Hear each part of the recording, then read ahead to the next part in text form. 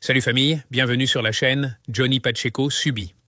Une chasse à l'homme, une guerre contre le gouvernement de la Côte d'Ivoire et dit non au 4e mandat. Bref, je vous laisse regarder la vidéo et assurez-vous de donner vos avis dans les commentaires. La pression et l'harcèlement que je subissais ici. Et je pense que tout le monde est au courant. Voilà, la procédure va suivre son cours tout simplement. Voilà. Mais le pouvoir d'Abidjan se comporte en lâche parce que non seulement on supprime tous mes comptes, et en plus de cela, on veut me museler et me faire une pression juridique. Ça, il n'accepte pas. Voilà pourquoi j'ai pris la parole. J'ai pris la parole pour, bien entendu, pour en parler. Voilà. Ok, mon grand, avant que on va pas te prendre tout ton temps, il faut que tu es occupé. Par rapport à la chaîne de télé, j'aurais appris que tu comptes faire une chaîne de télé. Du coup, on cotise comment ça se passe pour que nous, en tant que tes frères, tes soeurs africains, on peut t'aider financièrement, ça se passe comment? Non, pour la chaîne de télé, il n'est pas question de cotisation. C'est un Ivoirien qui est aux États-Unis, voilà, qui a sa structure à lui, sa boîte, qui embauche des gens et qui est un ingénieur en informatique, voilà, qui m'a proposé cela.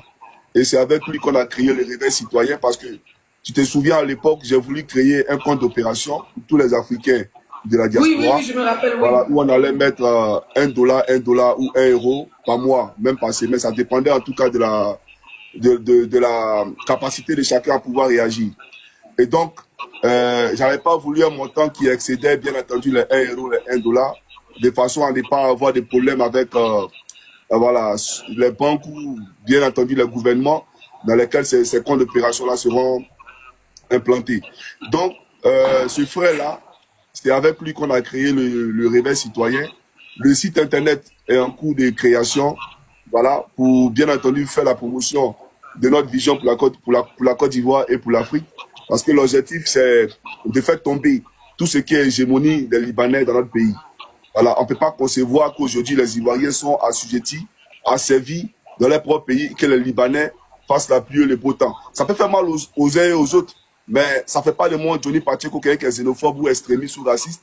Je parle de faits factuels et je souhaite que l'économie de la Côte d'Ivoire revienne aux Ivoiriens. Voilà. Donc, nous, à notre niveau, comment on fait pour les faire tomber? C'est à ça que nous sommes en train de réfléchir. En ce qui concerne la chaîne de télé, bon, eux, ils s'en chargent, ils vont la créer. Et il y aura même une application qui sera téléchargeable sur les Play Store dans les Ivoiriens. J'ai pensé à une application, oui. Voilà, justement. Justement. Donc, il n'est pas question de cotisation par rapport à ça. C'est déjà bien. Surtout l'application. En tout cas, même si tu veux créer une application Johnny Pacheco, et moi, je souhaite que tu sois le premier Ivoirien. Je ne sais pas quelles sont les procédures. Mais moi, je souhaite que, franchement, nous, en tant qu'Ivoiriens, nous, en tant qu'Africains, on aurait souhaité que tu sois le premier Ivoirien à créer une application. Application Johnny Pacheco, où nous, on peut aller se mettre en masse. C'est pas dire que YouTube n'est pas TikTok, c'est toi que le patron, c'est toi qui gère ta chose. Franchement. Voilà, justement. Parce que quand les élections arrivent, Johnny Pacheco, on ne peut pas aller te chercher comme ça partout, on te cherche et puis on ne te trouve pas. C'est pas normal. Je disais tantôt aux Africains qu'on ne peut pas dire se battre contre le néocolonialisme quand on utilise les instruments de communication de ces colons-là. Tout ce qui est réseau social, que ce soit TikTok, Facebook, etc., leur appartient. Voilà. Donc, il est plus qu'important que l'Afrique investisse dans, comment on appelle ça, dans l'éducation, dans l'intelligence, que de faire la promotion des choses inutiles. Voilà, des choses puériles. Aujourd'hui, on préfère prendre des sommes faramineuses, entretenir des personnes qui n'ont pas d'armes pour venir vous abrutir sur la toile. Alors que vous gagnerez mieux à vous instruire parce que l'Afrique a besoin de vous demain. La Côte d'Ivoire a besoin de vous demain.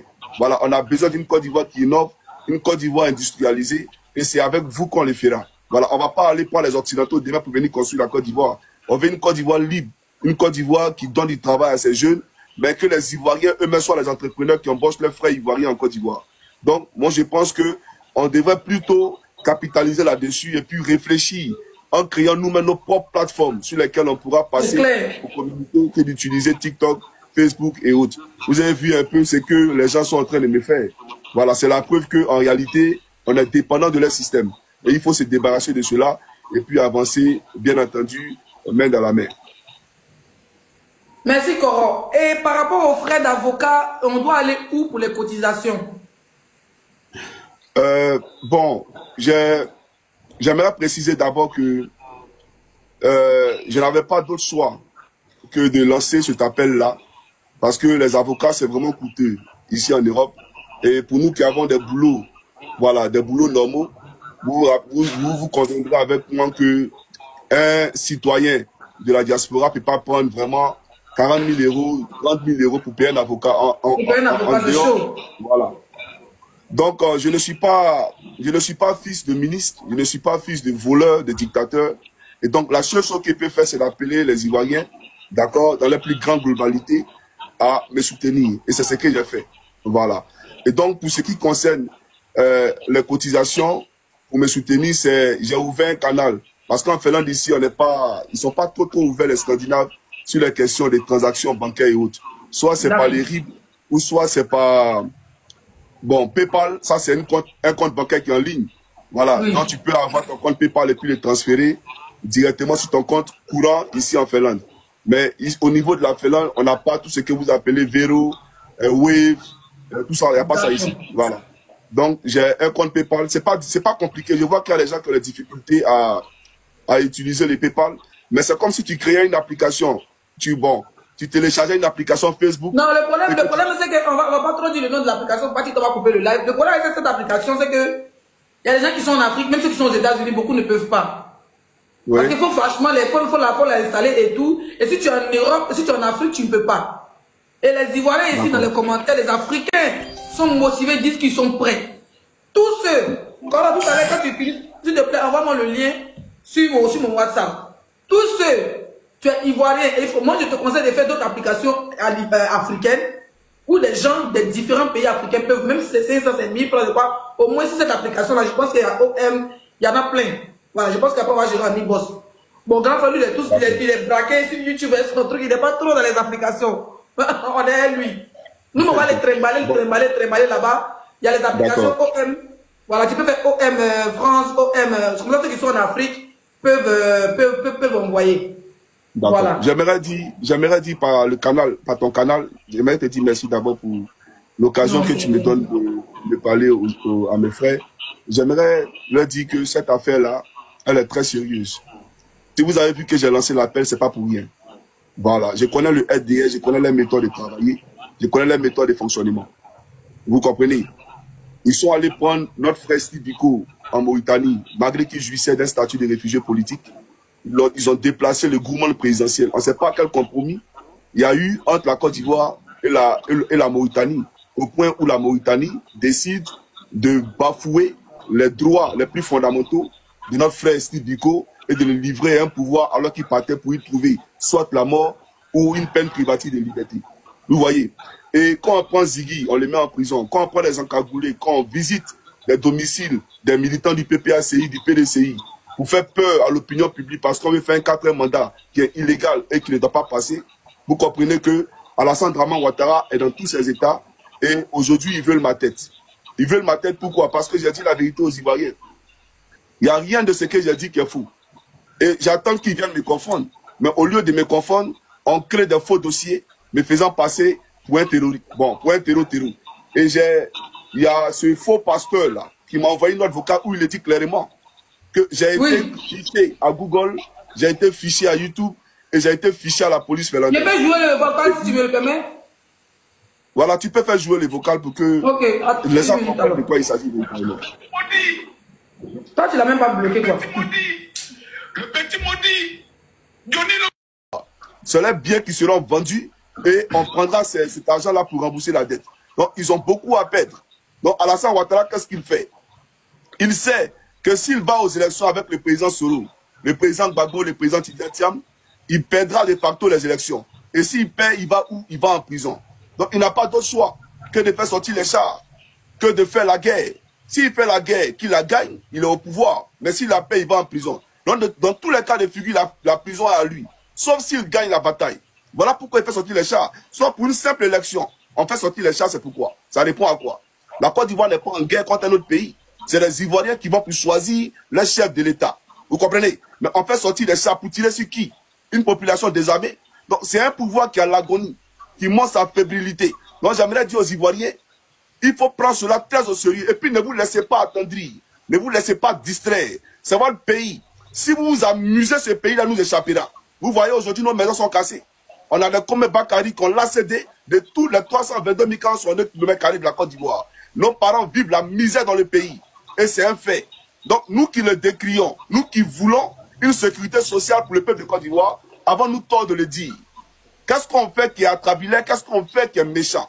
Et c'est nous, on tag ici des terreaux.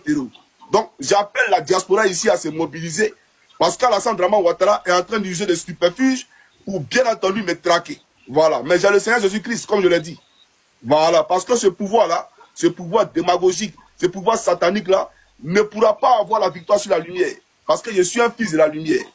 Quant à mes frères qui sont en Afrique, qui veulent éventuellement m'aider, vous savez, si on décide aujourd'hui d'ouvrir un compte Wave ou un compte Orange Money en Côte d'Ivoire, mais la personne ne va pas vivre, il ne verra même pas 24 heures avant le tuer. Vous le savez très bien.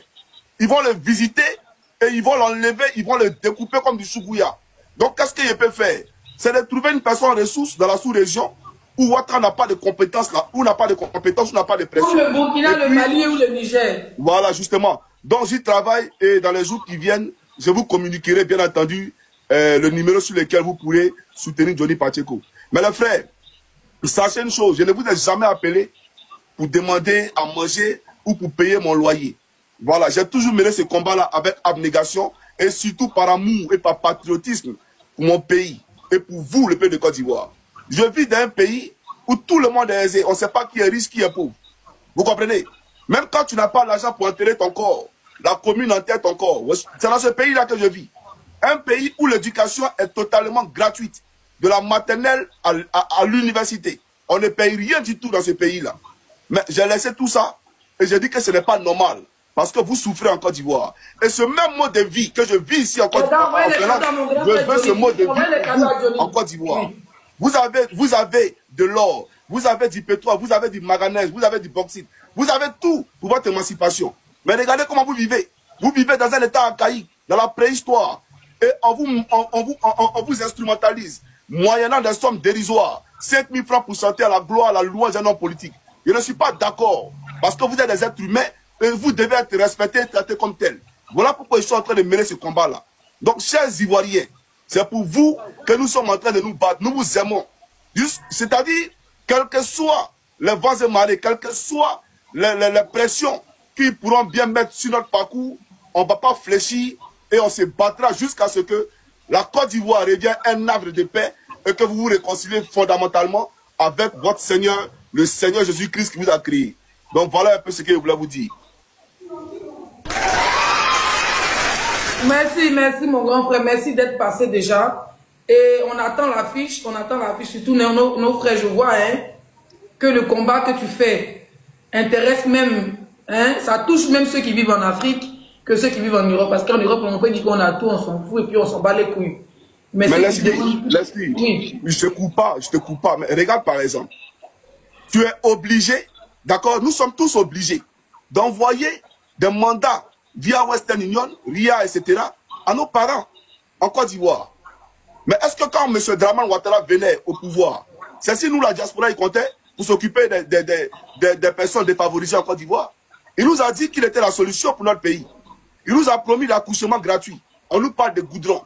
Mais n'importe qui peut faire goudron. Et puis, sur quelle base on fait ces goudrons? Sur la base du surendettement de la Côte d'Ivoire. Sur la base du surendettement de la Côte d'Ivoire. Donc, j'aimerais dire, nous, la diaspora, là, on souffre. Parce que non seulement l'Europe est chère, l'Europe est difficile, mais on est obligé encore d'enlever dans notre salaire là pour envoyer en Afrique parce que nos parents souffrent en Afrique. Donc, ils ont échoué tout simplement. Parce que le Français qui est en France n'envoie pas de l'argent à son parent qu'aux États-Unis. Le Français qui est en France n'envoie pas de l'argent à son parent qui est en Australie. Mais c'est toujours nous qui envoyons de l'argent. C'est toujours nous qui devons soutenir nos parents qui sont malades en Afrique. Donc, je ne suis pas d'accord. C'est des êtres humains et ils ont droit à un minimum d'égards et de regards pour les vies qui vivent en Côte d'Ivoire. Parce que la Côte d'Ivoire, c'est leur pays. Et je me battrai jusqu'à ma mort pour que le peuple de Côte d'Ivoire rentre dans sa destinée, dans sa gloire. Donc, tout ce qu'ils sont en train de faire ne peut pas m'effrayer. Je suis venu pour dire aux Ivoiriens de la diaspora et à mes frères ivoiriens, on veut me tuer parce que je suis dans la vérité. Et je parle pour vous. C'est tout. Voilà. Merci beaucoup. Merci mon grand frère. En tout cas, merci. Merci pour le combat. Le combat, il est là. Tu te bats pour nous, tu te bats pour nos enfants, tu te bats pour nos petits enfants. Après, oui, politiquement parlant, tu gênes, ça c'est très clair. Parce que tu dis, oh, c'est que les Ivoiriens pensent bas. Tu dis, oh, c'est que les Africains pensent bas. Et les gars, s'il vous plaît, avant que Johnny va partir, les donateurs, envoyez-lui les cadeaux, arrosez-le. Arrosez-le avec les cadeaux de 2700 personnes. Vous êtes là pour Johnny. Arrosez-le avec les cadeaux avant qu'il descende. Les vrais cadeaux, s'il vous plaît. Avant de vous jouer les radés. Et surtout, abonnez. Voilà, famille, Johnny Pacheco a parlé et ses révélations sont lourdes. Derrière ce qu'il appelle une chasse à l'homme, il y a des pressions, des menaces et beaucoup de zones d'ombre. Mais la question reste entière. Qui est vraiment derrière tout ça? Et surtout, jusqu'où cette affaire peut aller? Moi, je veux connaître votre avis. Partagez vos réflexions dans les commentaires, parce que ce débat ne fait que commencer. Et comme toujours, n'oubliez pas, likez si vous avez apprécié la vidéo, partagez pour informer vos proches, vous abonnez et activez la cloche pour ne rien rater de la suite, parce que ce dossier, on n'a pas encore entendu la fin.